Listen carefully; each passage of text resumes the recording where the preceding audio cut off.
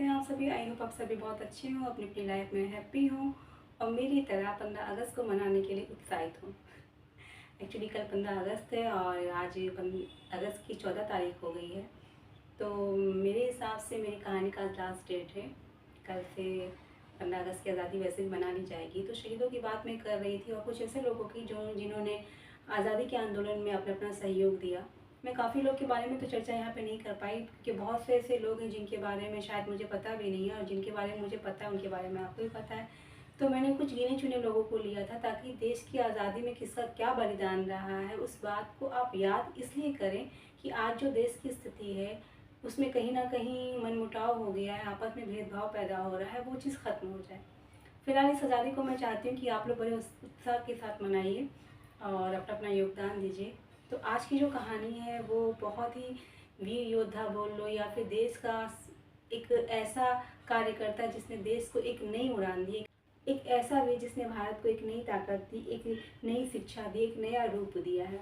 भारत में एक ऐसा फार्मूला उसने आज़ाद किया जिससे देश में एकता आ गई। अब वो फार्मूला क्या है इसके बारे में तो हम आगे की वीडियो जब सुनेंगे आप सभी तो जान जाएंगे। तो चलिए पहले आप आगे की वीडियो देखिए, फिर हम उस योद्धा के बारे में और बातें करेंगे। स्वतंत्रता दिवस पर जानिए डॉक्टर अंबेडकर का आजादी दिलाने पर क्या योगदान था।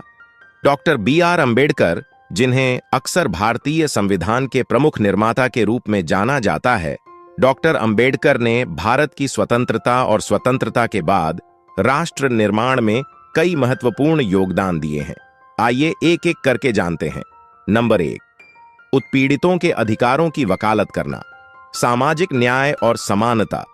डॉक्टर अंबेडकर दलितों और अन्य हाशिए के समुदायों के अधिकारों के लिए एक प्रबल समर्थक थे।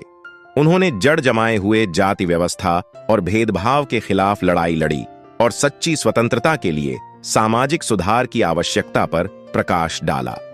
जाति का उन्मूलन। उन्होंने जाति व्यवस्था की बुराइयों पर विस्तार से लिखा, विशेष रूप से अपने काम जाति का उन्मूलन में। उनके प्रयासों ने एक अधिक समतापूर्ण समाज के लिए आधार तैयार किया और इस विचार में योगदान दिया कि राजनीतिक स्वतंत्रता के साथ सामाजिक न्याय भी होना चाहिए।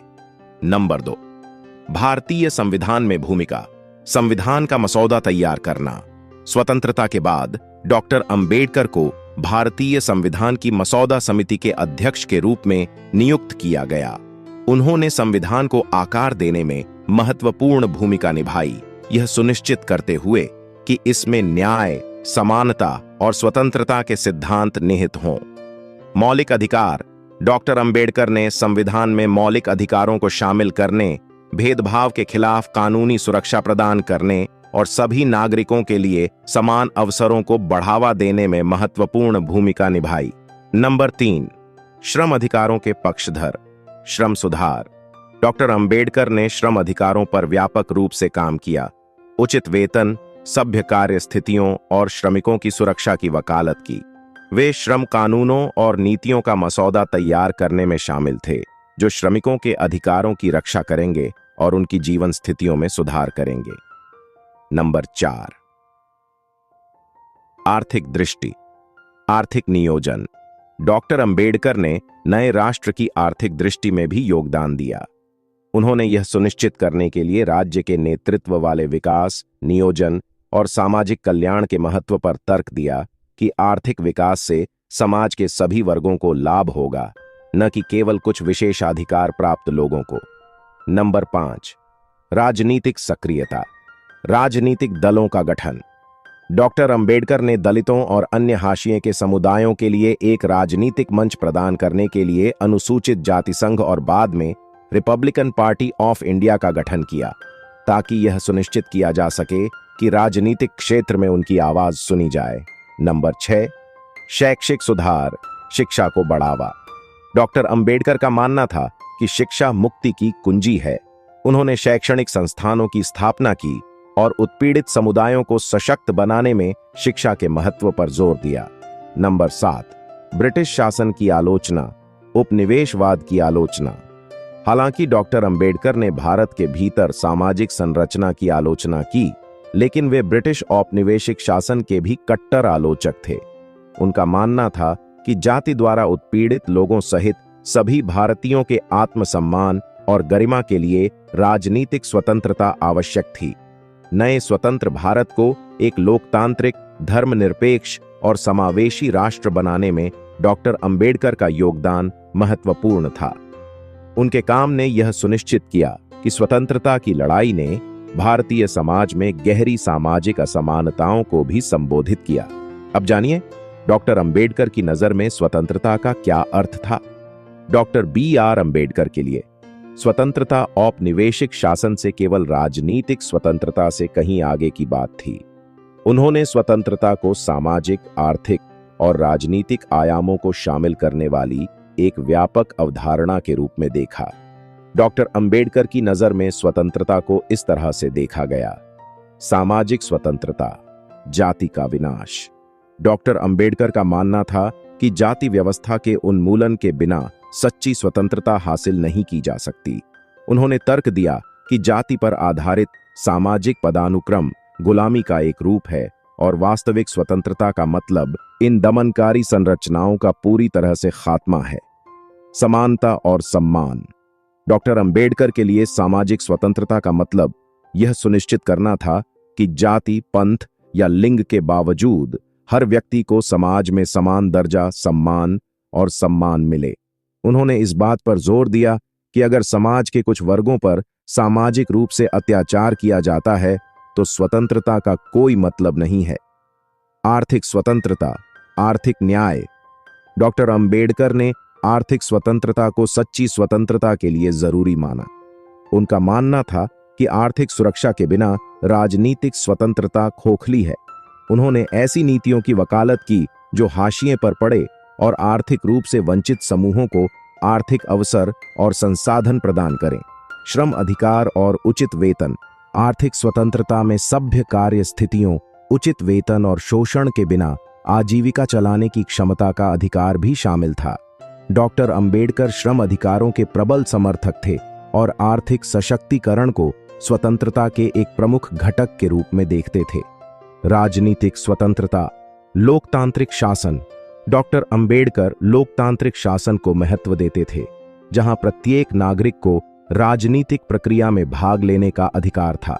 वे सार्वभौमिक वयस्क मताधिकार और प्रतिनिधि लोकतंत्र की आवश्यकता में विश्वास करते थे, जहां हर आवाज, विशेष रूप से हाशिए के समुदायों की, सुनी और महत्व दी जाती थी। व्यक्तिगत अधिकारों की सुरक्षा। डॉक्टर अंबेडकर के विचार में राजनीतिक स्वतंत्रता में व्यक्तिगत अधिकारों और स्वतंत्रताओं की सुरक्षा भी शामिल थी।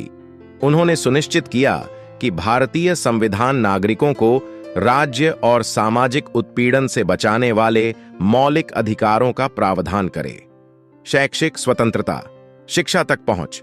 डॉक्टर अंबेडकर शिक्षा को अज्ञानता और उत्पीड़न से मुक्ति का साधन मानते थे।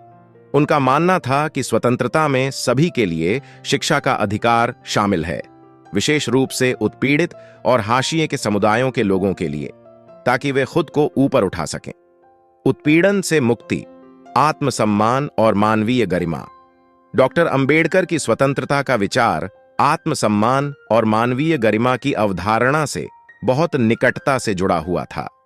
उनका मानना था कि सच्ची स्वतंत्रता का मतलब किसी भी तरह के भेदभाव, अपमान या अधीनता से मुक्त जीवन जीना है। सामूहिक प्रगति के लिए स्वतंत्रता, सामाजिक सुधार और सशक्तिकरण। डॉक्टर अंबेडकर की स्वतंत्रता की दृष्टि न केवल व्यक्तिवादी थी, बल्कि सामूहिक भी थी। उन्होंने ऐतिहासिक रूप से हाशिए पर पड़े समुदायों के सशक्तिकरण की वकालत की, यह सुनिश्चित करते हुए कि स्वतंत्रता सामूहिक उत्थान और सामाजिक सुधार की ओर ले जाए। संक्षेप में, डॉक्टर अंबेडकर की स्वतंत्रता की अवधारणा न्याय, समानता और सभी प्रकार के सामाजिक और आर्थिक उत्पीड़न के उन्मूलन के साथ गहराई से जुड़ी हुई थी। उनका मानना था कि इन मुद्दों को संबोधित किए बिना राजनीतिक स्वतंत्रता अधूरी और अपर्याप्त होगी। हाँ जी, आप सभी ने सुना होगा डॉक्टर भीमराव अंबेडकर के बारे में और यहाँ से आपको कुछ जानकारी मिली गई होगी। मैं भीमराव अंबेडकर को अपना आदर मानती हूँ, एक आइडियल मानती हूँ। उसकी वजह यही है क्योंकि वो एक ऐसा इंसान था जिसने सिर्फ भारत की आज़ादी के बारे में नहीं सोचा, उसने भारत में रहने वाले लोग जो छोटी जाति के थे, यानी जातवाद, धर्मवाद, इन सब के बारे में भी सोचा और इन सब से आज़ाद करा के भारत को एक बनाने के बारे में सोचा। उसने क्या किया ना कि उसने सभी जातियों को एक समानता का अधिकार दिलाया। हाँ जी, ये भीमराव अंबेडकर जी की ही देन है कि हमारा संविधान सबसे अलग, सबसे महत्वपूर्ण है। अगर आप अपना संविधान पढ़ें तो आप जानेंगे कि वाकई ये संविधान क्यों इतना महत्वपूर्ण है। लेकिन आज की जो स्थिति है उसकी बात ही छोड़िए। फिलहाल हम सब भारतीय हैं और हम सबको चाहिए कि अपने संविधान के बारे में जानें, कानूनी अधिकार के बारे में जानें और इस बात का मन बना लें कि देश हम सबका है। देश किसी एक का नहीं, किसी एक धर्म या जाति का नहीं, इस पे सबका अधिकार है। सबने अपना खून पसीना यहाँ बहाया है। लता जी का एक सॉन्ग मुझे याद आ रहा है जिसमें लता जी ने एक लाइन गाई थी, कोई सिख कोई जाट मराठा, कोई बखा कोई गुजराती, सरहद पे मरने वाला हर वीर था भारतवासी। तो बिल्कुल इस सरहद पे सभी धर्म के लोगों ने अपनी अपनी जान गंवाई है। इस भारत की आज़ादी में सभी ने अपना योगदान दिया है। फिलहाल मैं भीमराव अंबेडकर जी की बात कर रही थी तो डॉक्टर भीमराव अंबेडकर के बारे में कुछ कहना चाहूँगी कि सत सत नमन उस माँ को जिसने इस वीर को जन्म दिया। सत सत नमन उस माँ को जिसने इस वीर को जन्म दिया।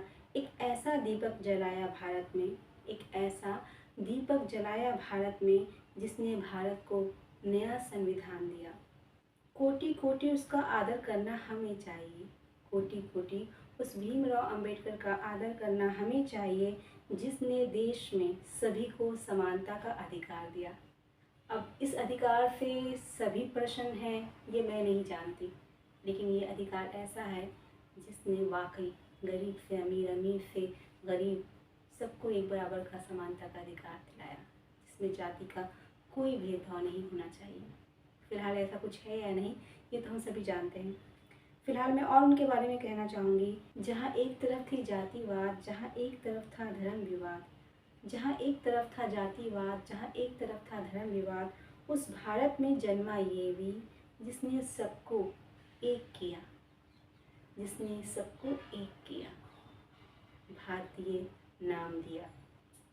एक यही वजह थी हमारे भारत की, या एक यही वजह है हमारे भारत की, जिसलिए विदेशी हम पर राज करते थे, जिसलिए विदेशी आज भी हम पे राज कर सकते हैं।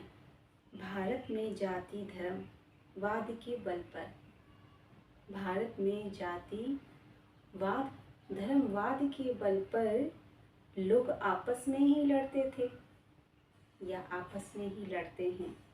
जिस भारत को आज़ाद कराया था शहीदों ने हमारे, जिस भारत को आज़ाद कराया था शहीदों ने हमारे, उस भारत को अंबेडकर साहब ने शिक्षा और इंसानियत का नया ज्ञान दिया।